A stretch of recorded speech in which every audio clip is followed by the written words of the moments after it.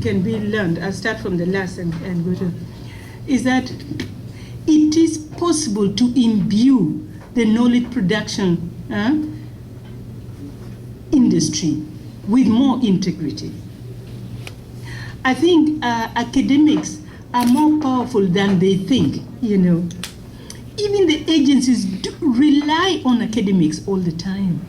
It is academics who do the work, you know, actually. Even though the terms of reference are set already. Let me tell you how I often did it. You follow all the terms of reference. There is always a certain space in which, either in the conclusions or somewhere in your summary, you actually have a liberty to state exactly what you're saying. It doesn't mean you are aggressive or you're just doing it in a kind of just angry outburst. It is a lot of intellectual diplomacy you need to acquire. You have to get the skill with which you can communicate complex things and not let a person run from it. It is a skill, actually, to translate anger into a strategic language, which can survive a boardroom process. It's a competence. And I think this we can talk about within the policy sciences itself. Policy analysis is discipline, but policy diplomacy and policy research diplomacy is an area which is not yet touched on because it's a negotiated thing. So what I would say is that when you are given a task, search always for that little breathing space in the terms of reference. Often they give you a certain small margin. Actually, that is your little cubic centimeter of possibility. There you can actually agree with all the things that they've said and say what they, as you are mandated to do.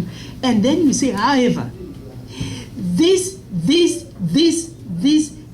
needs further attention, without which those may not be possible to achieve. I found that often those things, if you position it in a good way, you don't put it in the preamble, because then they will immediately think you didn't do it right. First, do the things you were set out to do, otherwise you are paid for it. But you find that point at which you now put your very conscientious statements, and those conscientious statements, frame it in a way that is readable, that is based on empathy. If you want to critique something and take it towards a proposition, you must have empathy. If you're only making propositions out of anger, I don't think it can go very far. Because anger-driven activities have very limited short shelf life. You either meet a counterforce, meaning if you're angry at someone, somebody else will hit back. You get it? So the thing could be neutralized there. Or when you give an angry thing, the other person runs, in which case you still fail in your goal. So it is a very subtle process of how to say it in a way that can be planted sufficiently to lead to further action. And I think we can take this up in terms, I don't know how your postgraduate training is done here, etc. But this could be an area of collaboration between us, because this kind of tactical policy research, it is not just critical research. No, it's more than that. This is something we could contemplate as an aspect of capacity building. But I think the word integrity, bringing empathy to critique, is one of the best ways to let the lion stick around, even when you're removing the meat from the lion's den. Even when you're talking vegetarian, it's the only way to let them stay. You get it? Okay, I'll elaborate in private. Okay, with regards to where is the African child, when a parent talks, a parent has got 5, 6 children. The point is not to line up these children and then say this is what this child is thinking, what the child. As a parent, you are mandated to protect your children, to not only protect but create an enabling environment within which they can be safe. This is where I am. And a lot of people who deal with education policies and strategies at governmental, international levels have the interests of children at heart. It's not about lining the 15 million children and asking them empirically what each of them wants. There is a kind of mandate, a kind of assumed responsibility that adults have towards children. So to ask for the voice of the African child, or where is the African child, is like a dead question.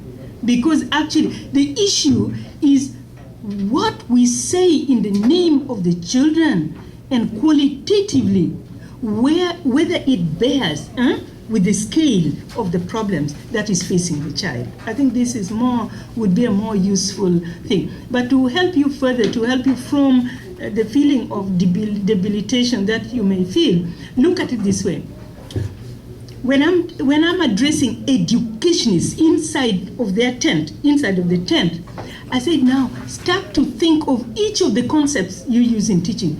Child-centeredness, in fact, there are many, many powerful and very humanistic-centered concepts that are used inside the classroom, but they never come up to policy language.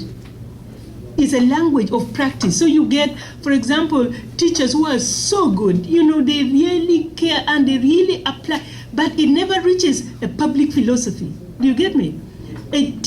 Teachers' practices remain practices inside of the four walls of a school. It does not come back to influence national thinking. It does not influence the broad where the real big decisions are made. So take, for example, if you take something like child-centeredness, and you took child-centeredness as a public policy question, then you start to say, in the African context or in the Canadian context, let's now be child-centered. Child-centered means you recognize a child wholly for what that child is. In the African context, for once you begin to think of that child beyond the school fence. Yeah? If we take child-centered seriously and we put integrity to it, the child and their actual lived context could become real. The knowledges that they have outside of the school world suddenly become real. You get this kind of like outcome-based education where a teacher is free to use any kind of improvised or resources from content, make that an empirical thing, and suddenly indigenous knowledge is possible to bring immediately into the classroom. Because suddenly you feel the freedom to actually pick on what is in the context. You start to maybe do what, instead of recognition of prior learning, you start to do recognition of prior knowledge. You get me? Right there. But the point is not how nice it is to do it in the classroom. It is to do it and then let it get back into a feedback loop upwards. Those who do then research and document these things have got a responsibility to look at transformative implications at meso and meta levels for these practices. So people who do research on classroom practice, they should stop looking only inside the classroom year after year, and I'm doing the other longitudinal study. And I've been doing this research for 25 years. Come on. The points of change needs to occur in a many dead nodes in the system, where the insights on some of this research could ethically improve things also at other levels. I think what I'm trying to get at is become more dynamic in the way, whether it is research or support to policy, or look at this as interlocking areas and not alone. Great. Well, thank you very much. I think we'll need to end there. And again, just thank you so much for your contribution. Thank you. I'm sure they'll